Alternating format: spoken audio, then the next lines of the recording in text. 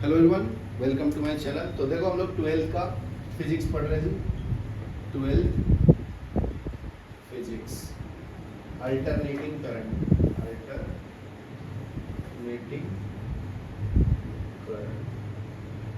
ठीक है। तो आज का टॉपिक है अपना पावर इन एसी सर्किट। आज का टॉपिक है पावर इन एसी सर्किट। ठीक है। तो पावर क्या होता है? Power is defined as rate of doing work ना। 9th में भी था। पावर को कैसे डिफाइन करते हैं? W/T, rate of doing work. Rate of doing work is called power. ठीक है। For DC circuit power is measured as product of voltage and current. तो ये तुम्हारा पावर जो है ये डिफाइन करते हैं एसी सर्किट में, अल्टरनेटिंग करंट। ठीक है। तो अगर पावर है डीसी सर्किट में, डीसी सर्किट या डायरेक्ट करंट में, तो वो product of voltage into current होता है। ठीक है। But since in AC circuit the value of current end voltage changes at every instant of time. ठीक है। तो इसको हम लोग क्या करना पड़ेगा? इंटीग्रेट करना पड़ेगा ना इंस्टेंटेनियस वोल्टेज और करंट को, क्योंकि दोनों हमेशा चेंज होते रहता है। तो उसके लिए हम लोग कैलकुलेट करते हैं average power associated with resistance. तो पहले रेजिस्टेंस के थ्रू पावर कैलकुलेट करते हैं। Average power associated with resistance, ठीक है। तो पावर इन एसी सर्किट, तो देखो फॉर्मूला क्या है? Equal to E naught sine of omega T, बराबर है ना। और दोनों सेम फेज में होता है, तो I equal to I naught sine of omega T, बराबर है। तो पावर का फॉर्मूला क्या है? इंस्टेंटेनियस पावर का, इंस्टेंटेनियस पावर का फॉर्मूला क्या हो जाएगा? Power equal to E into I. इसके अंदर ई और आई का वैल्यू डाल दो, तो क्या मिलेगा? P equal to E naught sine of omega T into I naught sine of omega T, बराबर है। तो दोनों को मल्टीप्लाई कर लो, I naught into t naught, जो हो जाएगा sine square omega t, power का फॉर्मूला, बराबर है। तो देखो instantaneous power varies from time, so ये 0 से कंप्लीट t तक डिफाइन होगा। तो ये हो जाएगा power average is equal to work done by EMF on charge in 1 cycle. ठीक है। तो 1 कंप्लीट साइकिल में कितना वर्क होगा? Work done by EMF on charges in 1 cycle divided by time for 1 cycle, time for 1 cycle. ठीक है। तो ये P एवरेज का फॉर्मूला हो गया। तो P average is equal to क्या मिलेगा? इंटीग्रेशन 0 से T, P into dt divided by T। ठीक है। 0 से 1 कंप्लीट साइकिल करने में जो टाइम लगता है उसको बोलते हैं। तो अभी ये P का वैल्यू डाल दो इक्वेशन 1 से 2 के अंदर, तो क्या मिलेगा? P average is equal to integration 0 से T। तो ये P का वैल्यू क्या आ जाएगा जी? ये हो जाएगा E naught I naught sine square omega T into D T divided by T. ठीक है। तो ये P average is equal to E naught I naught constant है, बाहर ले लो, इंटीग्रेशन 0 से T sine square omega t divided by t. यहाँ पे T लिखिएगा, तो इसके नीचे लिखने की जरूरत पड़ेगी। ठीक है। यहाँ तक लिखो, फिर मैं इंटीग्रेट करके बताता हूँ। इंटीग्रेट करूंगा जी उसको। तो इसका इंटीग्रेशन का वैल्यू डायरेक्ट लिखा है। ठीक है। इसका तो ये क्या आ जाएगा? P average is equal to क्या मिलेगा? E naught I naught by t था, इसका इंटीग्रेशन का वैल्यू आ जाएगा T/2 आता है। ठीक है। तो कैलकुलेट कर लो अभी। तो ये क्या मिला तुम्हें? ये T से T गया, E0 I0 by 2 मिला। तो E naught by root two, two को मैं रूट टू लिख सकता हूँ, I naught by root two. ठीक है, तो ये तुम्हारा ई एवरेज है ना, E R M S, E power P average is equal to क्या मिला, E R M S root mean square velocity into I R M S root mean square current. ठीक है, तो ये तुम्हारा एपरेंट पावर हो गया, P is called apparent power बोलते हैं, एवरेज पावर, एपरेंट पावर। ठीक है, यहां तक लिखो और ये न्यूमेरिकल करो 13.7 वाला।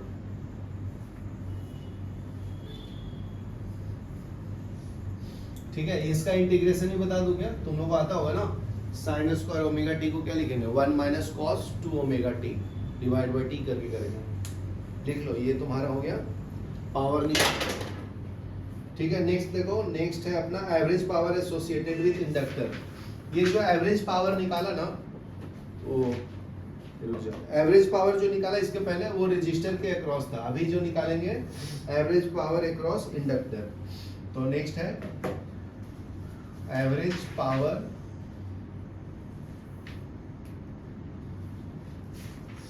Associated with an inductor। ठीक है, in a purely inductive circuit lag behind the voltage by angle of pi by 2 ना, तो लिख लो in a purely inductive circuit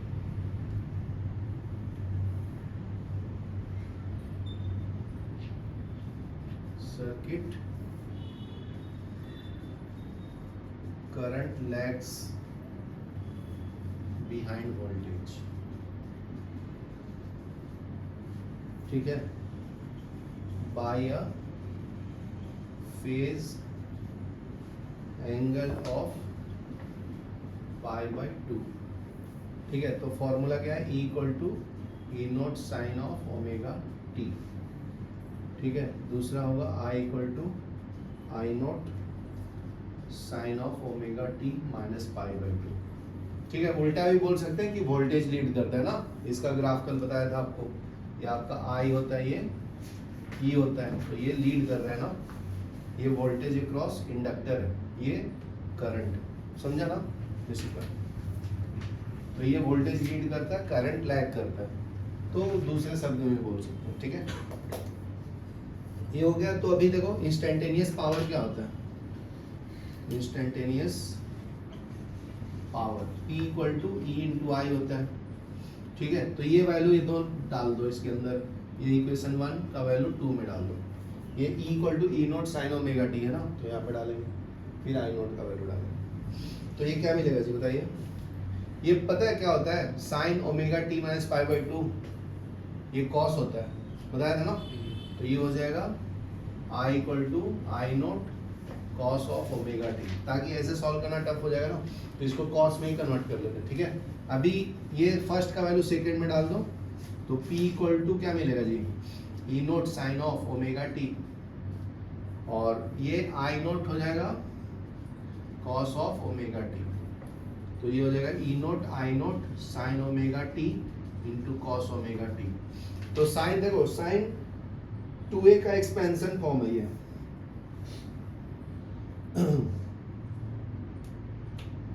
omega T minus pi by 2, ये माइनस में आता है, तो यहाँ माइनस लगा दो, इसमें भी माइनस है। तो देखो ध्यान से, ये फॉर्मूला है मैथ्स का, याद रखना, साइन 2a इक्वल टू क्या है, 2 साइन a कॉस a, बराबर ना। तो देखो यहाँ पे 2 नहीं है, यहाँ पे 2 नहीं है ना, तो 2 से मैं मल्टीप्लाई करूंगा और डिवाइड करूंगा, समझा क्या। तो यहाँ पे 2 से मल्टीप्लाई करो और 2 से डिवाइड करो, तो ये हो जाएगा E naught I naught by 2, और ये साइन ऑफ 2 ओमेगा टी बचेगा, ये समझा Rishika. 2 sign omega T cos omega t, ये एक्सपेंड फॉर्म को रिड्यूस फॉर्म में ऐसे लिखा, साइन 2 ओमेगा टी, ये हो जाएगा P इक्वल टू, समझा ना। तो अभी इसको इंटीग्रेट कर लेंगे तो टोटल वैल्यू मिल जाएगा। तो P equal to minus E naught I naught by 2 integration of 0 से t,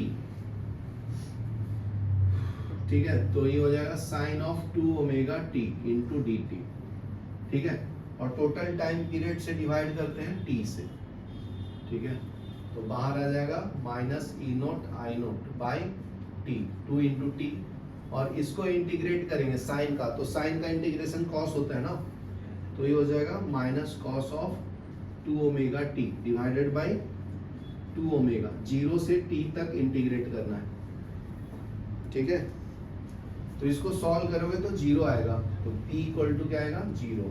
तो पावर अक्रॉस इंडक्टर क्या होता है 0, ठीक है। अगर चाहिए तो मैं प्रूफ करके भी बता सकता हूँ। देखो ये ई नोट आई नोट ये बाहर ले लो, minus minus plus divide by 2 into t, ठीक है। ओमेगा भी बाहर ले लो और ये 2 भी, ठीक है। तो इसको सॉल्व करना है, तो cos of 2 omega into T minus cos of 2 omega into 0, ठीक है। तो ये वैल्यू कॉस ओमेगा 1, ये भी 1 माइनस 1 0 हो जाएगा, 0 वैल्यू, ठीक है। तो यहाँ पे पावर अक्रॉस इंडक्टर 0 हो जाएगा। Average power over a complete cycle of AC through any ideal inductor is 0, ठीक है। तो स्टेटमेंट फॉर्म में लिख लो, average power over a complete cycle of AC through an ideal inductor is 0, ठीक है। ये लिख लो, फिर थ्रू कैपेसिटर बता दो। Average power across LCR circuit, average power across LCR circuit, LCR बोले तो इंडक्टर कैपेसिटर रेजिस्टर, समझा ना। तो इसका डायग्राम कैसे बनेगा जी, कल बना के दिखाया था। ये हो गया इंडक्टर, ये हो गया कैपेसिटर और ये हो गया रेजिस्टर, ठीक है। ये एसी वोल्टेज अप्लाई करते हैं इसके अक्रॉस, यहाँ तक क्लियर है। ये एल हो गया, ये सी हो गया, ये आर हो गया। इसको ईएल बोलेंगे वोल्टेज अक्रॉस इंडक्टर, यहाँ पे ईसी है वोल्टेज अक्रॉस कैपेसिटर, ये है वोल्टेज अक्रॉस रेजिस्टर, बराबर है। तो इसमें क्या होता है, वोल्टेज लीड करता है ना, तो ईएल ये आई, ठीक है। और इसमें क्या करता है, लैग करता है, तो ईसी ये आई, ये दोनों सेम फेज में होता है, ई और आर, ये समझा। ये सेम फेज लिख दूं यहाँ, सेम फेज। ये क्या लैग कर रहा है, कौन, वोल्टेज ना, और ये क्या कर रहा है, लीड। यहाँ क्लियर है, ओके। तो अभी फॉर्मूला जो है वो यूज करेंगे, क्या है, E equal to E naught sine of omega T, बराबर है। तो यहाँ पे करंट क्या होगा, current equal to I naught sine of omega T plus minus 5। Plus minus 5 क्यों लिखा हूँ, क्योंकि यहाँ पे जो करंट है माइनस में रहेगा, रौनक। इंडक्टर अक्रॉस करंट क्या होता है, माइनस ना, हेलो दक्ष बाबा, इसके अक्रॉस माइनस आएगा करंट और इसके अक्रॉस प्लस में आएगा, समझा। तो इसलिए प्लस माइनस लिखा, समझा ना। ये लीड करता है ना इसमें, तो यहाँ माइनस आएगा, यहाँ पे लैग करता है तो प्लस आएगा, समझा। तो इंस्टेंटेनियस पावर क्या होता है, ई इंटू आई ना। तो नेक्स्ट है इंस्टेंटेनियस पावर, तो P equal to E into I, ठीक है। तो P इक्वल टू क्या है, ये वैल्यू डाल दो इक्वेशन 1 का 2 में, तो क्या मिलेगा, P equal to E naught sine of omega t, ये क्या होगा, I naught sine of omega T plus minus 5, ठीक है। तो अभी क्या करेंगे जी, इसको एक्सपेंड कर देंगे, इसको साइन ए प्लस बी के फॉर्म में। देखो ये फॉर्मूला लिख देता हूँ, साइन ए प्लस बी क्या होता है Raunak, sine A cos B plus cos A sine B,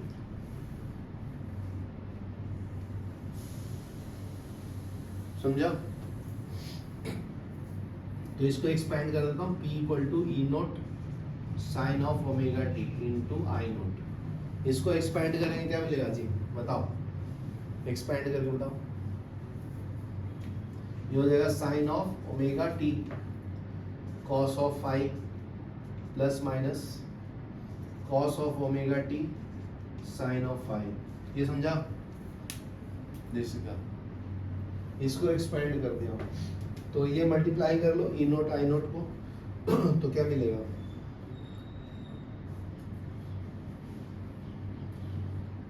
और अंदर भी साइन को अंदर मल्टीप्लाई कर लो, ठीक है? तो अरेंज करके लिखेंगे तो P equal to E naught I naught, ठीक है?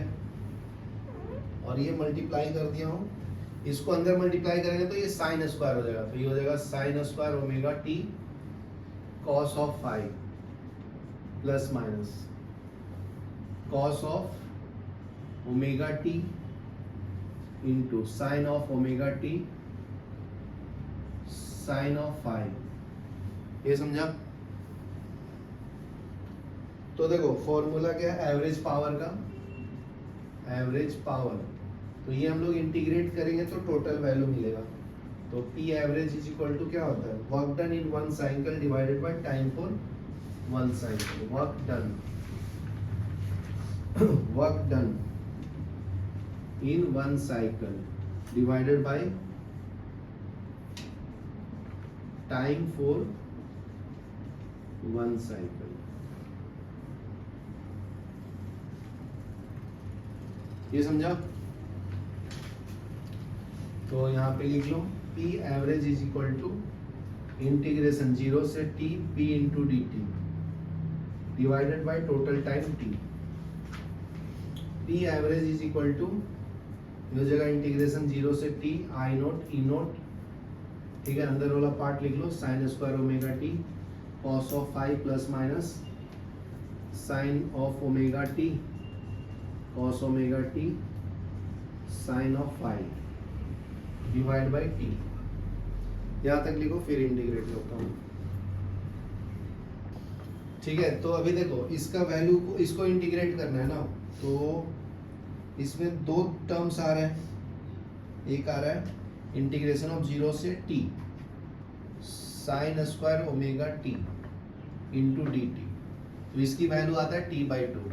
तो देखो इसके जगह पे क्या डालना, t/2, ठीक है ना? और दूसरा भी इंटीग्रेट करके लिख देता हूँ, इंटीग्रेशन 0 से t cos of omega T into sine of omega T, इसकी वैल्यू कितना आता था 0, तो ये वैल्यू 0 आ जाएगा, तो ये पूरा 0 हो जाएगा ना, ये तुम्हारा 0 है और ये तुम्हारा t/2 है, तो खाली ये बचेगा cos फाइव, बराबर ना?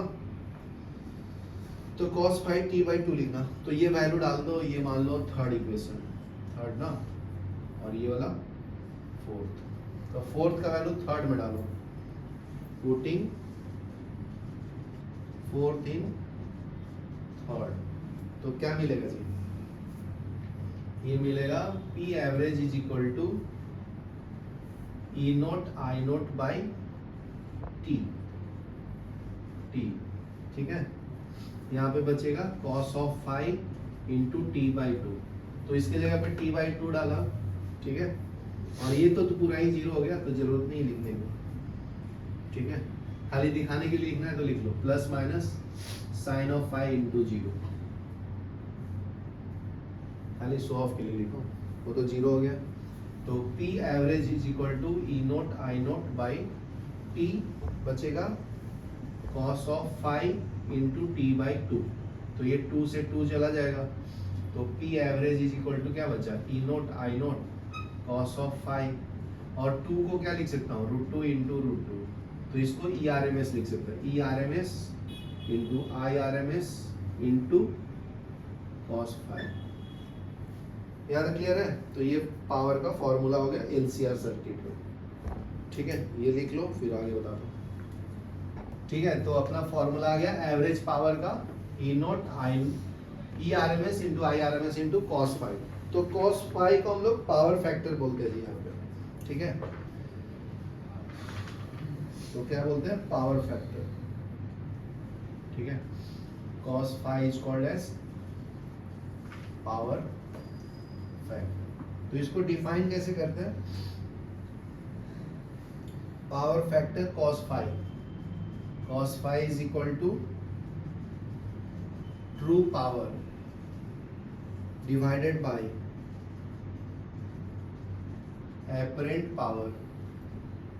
ठीक है, तो इसको P लिखेंगे ट्रू पावर को, इसको एवरेज पावर को नीचे लिखेंगे। ठीक है, तो ये फॉर्मूला क्या मिलेगा जी? ट्रू पावर का R। ठीक है, ट्रू पावर में R आएगा, ये इम्पिडेंस में क्या आएगा? R square plus XL minus XC का वैल्यू। ठीक है, R upon Z from impedance triangle. Impedance triangle में क्या था बताओ? कल पढ़ाया था ना, एक ट्रायंगल बनाया था ऐसा, बराबर है। इसको R लिखा था, इसको क्या लिखा था? XL minus XC. ये आपका फाई है, ये जेड है, समझा? तो पावर अपॉन एपरेंट पावर को cos फाई बोलते हैं, तो cos फाई को यहाँ से क्या लिखेंगे? ये क्या हो जाएगा? बेस अपॉन परपेंडिकुलर ना, ये वाला परपेंडिकुलर नहीं, हाइपोटेनस। तो ये हाइपोटेनस का वैल्यू क्या होगा? इसका स्क्वायर प्लस इसका स्क्वायर ना, समझा? जेड क्या है तुम्हारा यहाँ से? हाइपोटेनस। ये तुम्हारा परपेंडिकुलर, ये तुम्हारा बेस। तो ये under root P square plus B square आता है ना, तो p का वैल्यू ये डाल दिया और ये b का, ये समझा? तो ये दोनों को इक्वेट कर दिया। यहाँ तक क्लियर है ना? तो cos फाई क्या होगा? रेजिस्टेंस अपॉन इम्पिडेंस भी हो गया cos फाई का वैल्यू। ठीक है, तो पावर फैक्टर का दो फॉर्मूला मिल गया, एक ये और एक ये। ठीक है, इसमें और क्या मॉडिफाई करना है?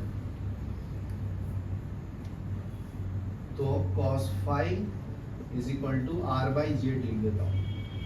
ठीक है, resistance upon impedance, resistance upon impedance, ये आपका cos फाई। ठीक है, तो इसमें अलग अलग केस भी लिख देता हूँ। मान लीजिए केस 1, जब नॉन इंडक्टिव रहेगा, मतलब XL is equal to XC हो जाएगा, तो ये वैल्यू क्या हो जाएगा? जीरो ना, ये वाला जीरो, तो आर इक्वल टू आर। देखो ये दोनों इक्वल होगा तो एक्सएल माइनस एक्सी का वैल्यू जीरो हो जाएगा ना, सिर्फ आर बाई आर बनेगा तो 1 आएगा ना। तो cos फाई इक्वल टू क्या आएगा? आर अपॉन आर, तो ये कैंसिल होगा तो 1। तो 1 कब होता है cos? जब फाई का वैल्यू जीरो होता है तब, मतलब फेज एंगल जीरो होगा। तो ये रेजिस्टेंस है, इसके अंदर इंडक्टर और कैपेसिटर नहीं है। ठीक है, और अगर इंडक्टिव और केस 2 देखो, जब एक्सएल ग्रेटर देन एक्सी होगा, ठीक है, तो इसके अंदर मान लो इंडक्टर कैपेसिटर है, तो 90 डिग्री पे है, तो cos फाई का वैल्यू 90 डिग्री आएगा। तो इसका मतलब क्या है जी? In purely inductive and capacitive circuit cos phi equal to 90 degree. ठीक है, यहाँ पे लिख लो, in purely inductive and capacitive. ठीक है, तो वहां पे cos फाई का वैल्यू 90 डिग्री, पावर फैक्टर क्या हो जाएगा? जीरो ना, cos phi equal to cos 90 कितना होता है? जीरो, तो पावर फैक्टर जीरो, ये पावर फैक्टर है ना। ठीक है, ये लिख लो, फिर आगे बढ़ते हैं। नेक्स्ट पढ़ेंगे हम लोग LC oscillation. LC oscillation, L मतलब क्या है जी? क्या है? एल मतलब इंडक्टर, सी मतलब कैपेसिटर। ठीक है, तो हम लोग को जैसे पता है कि इंडक्टर और capacitor electric and magnetic field को स्टोर करता है, तो ठीक है, यहाँ पे लिख लो कैपेसिटर एंड इंडक्टर्स। ठीक है, inductor and capacitor store energy, ठीक है, in their electric and magnetic field. And magnetic field respectively. ठीक है, मतलब कैपेसिटर क्या स्टोर करेगा, इलेक्ट्रिक फील्ड को, और इंडक्टर क्या, मैग्नेटिक फील्ड को। समझ गया ना दक्ष, ये याद रखना इंपॉर्टेंट है, ये आता है एमसीक्यू में। ठीक है, when capacitor is supplied to AC circuit it get charge, मतलब चार्ज को भी स्टोर करता है capacitor. When a capacitor is supplied with an AC current it get charge, तो उसके अंदर चार्ज स्टोर होता है कैपेसिटर के अंदर। नेक्स्ट है when such a fully charge capacitor is connected to inductor charge is transferred to inductor and current starts flowing through the inductor. समझा, अगर एक कैपेसिटर ये चार्ज है fully plus Q and minus Q, तो इसके साथ अगर इंडक्टर को स्टोर करेंगे तो इसके अंदर चार्ज या करंट फ्लो होना चालू हो जाएगा ना, आई। ठीक है, इतना ही लिखो। Because of increasing current there will be a change in magnetic flux through the conductor. ठीक है, तो इसके चारों तरफ मैग्नेटिक फील्ड क्रिएट होगा, बी को हम लोग मैग्नेटिक फील्ड बोलते हैं, FIELD। ठीक है ना, मैग्नेटिक फील्ड स्टोर होता है इसके अंदर। Hence induced EMF is produced in the circuit। इसके अंदर EMF इंड्यूस होता है, E equal to minus L DI/dt, किसके अक्रॉस, इंडक्टर के। इसको बोलते हैं इंड्यूस्ड EMF, इंड्यूस्ड EMF। समझ गया ना, चार्ज कैपेसिटर को कनेक्ट करूंगा इंडक्टर के थ्रू, तो इसके अंदर EMF क्रिएट होगा और मैग्नेटिक फील्ड भी क्रिएट होता है। Self-induced EMF will try to oppose the growth of the current. Due to this, charge on the capacitor decrease and equivalent amount of energy is stored in the inductor in the form of magnetic field. तो क्या बोलते हैं कि इसके अंदर जो है ना ये माइनस साइन आया है, ये ओपोज कर रहा है ना करंट को फ्लो होने में, तो इसके अंदर एनर्जी स्टोर्ड हो जाएगा in the form of magnetic field. ठीक है, when the discharging of capacitor complete all the energy stored in the capacitor will be stored in the inductor. तो इसका पूरा एनर्जी इसके अंदर ट्रांसफर हो जाएगा। ठीक है, ये वाला पॉइंट लिख लेता हूं। When discharging of capacitor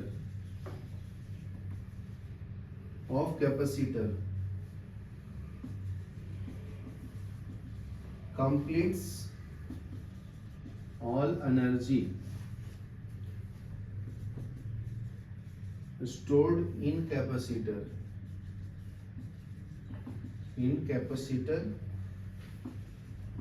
will be stored in inductor। ठीक है, the capacitor will get fully discharged whereas inductor will be storing all the energy. As a result, inductor will start charging the capacitor. The current and magnetic field linked with the inductor starts decreasing, therefore induced EMF is produced with charge in the capacitor। ठीक है, वही बात को बार बार बोला। This process of charging and discharging of capacitor is repeated and energy take place from the source। Keep oscillating between L and C। इसी को LC circuit बोलते हैं। इसका वैल्यू इसमें जाता है, फिर इसका वैल्यू इसमें जाता है। ठीक है, इसको ऑसिलेशन बोलते हैं। ठीक है, तो यहाँ when a charge capacity is allowed to discharge to a non-resistive inductor, electrical oscillation, constant amplitude and frequency is produced. This oscillation is called LC oscillation। खाली ये LC oscillation का definition बताता हूँ। When a charge capacitor is allowed to discharge through a non-resistive inductor,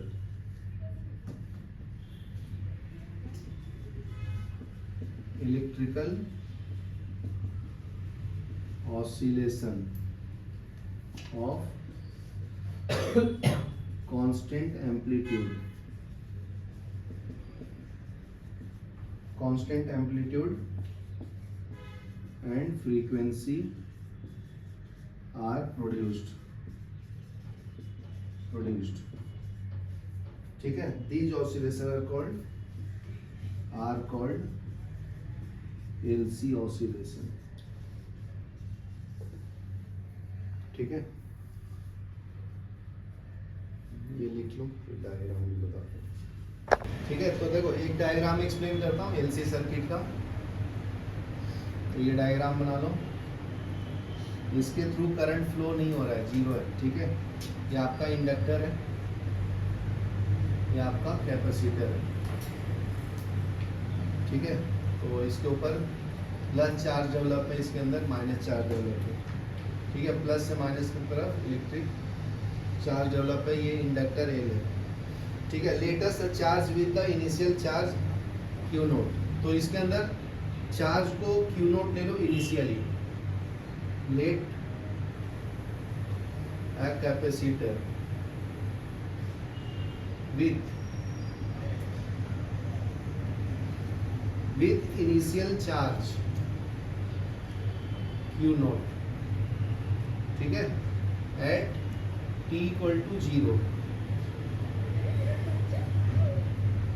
be connected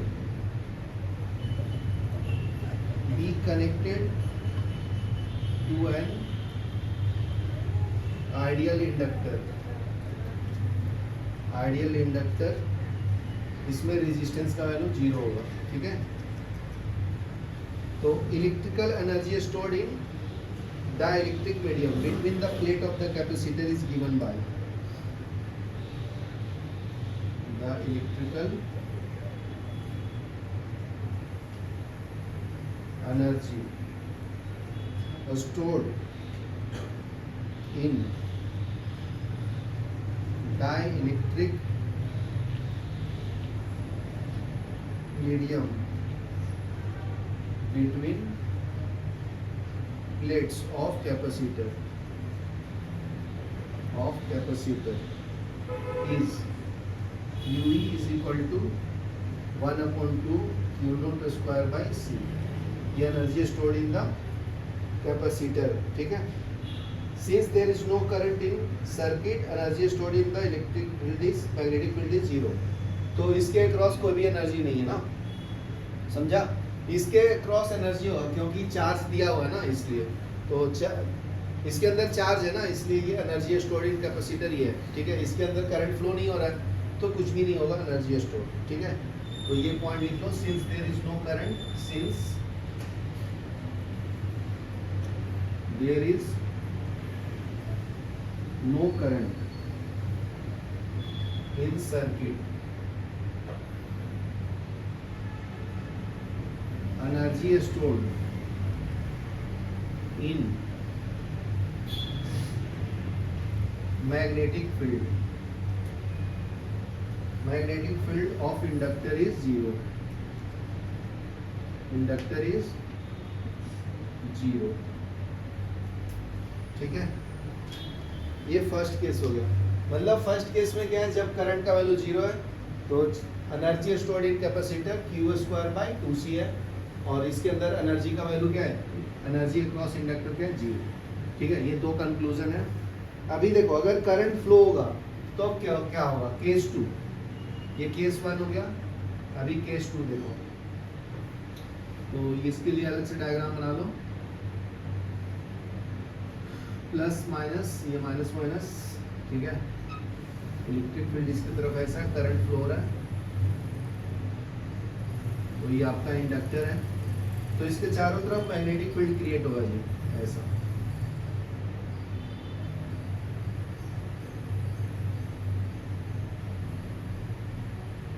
ठीक है, आई.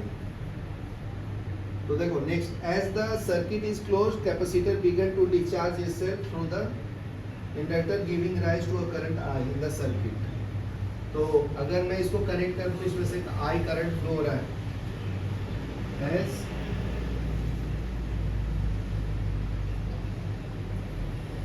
as circuit is closed,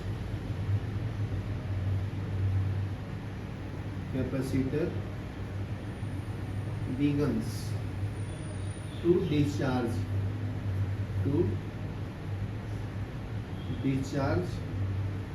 itself through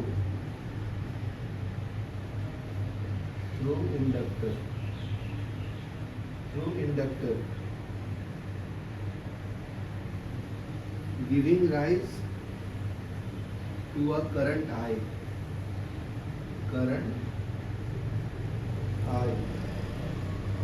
in the circuit. ठीक है, तो करंट I फ्लो होगा, ठीक है, और मैग्नेटिक फील्ड इंक्रीज होगा. As the current I increases it build up a magnetic field around the inductor. ठीक है, करंट फ्लो होने से मैग्नेटिक फील्ड क्रिएट होता है ना. As current I increases it builds up a magnetic field around inductor. ठीक है, as a part of electrical energy of capacitor get stored in the inductor from the magnetic field is given by. तो इसका UB is equal to क्या होता है, formula 1/2 L into आई का square. ये inductor का वैल्यू और ये करंट का स्क्वायर होता है. तो ये energy stored in the inductor है. ठीक है, यहाँ तक लिखो, फिर केस 3 बताता हूँ.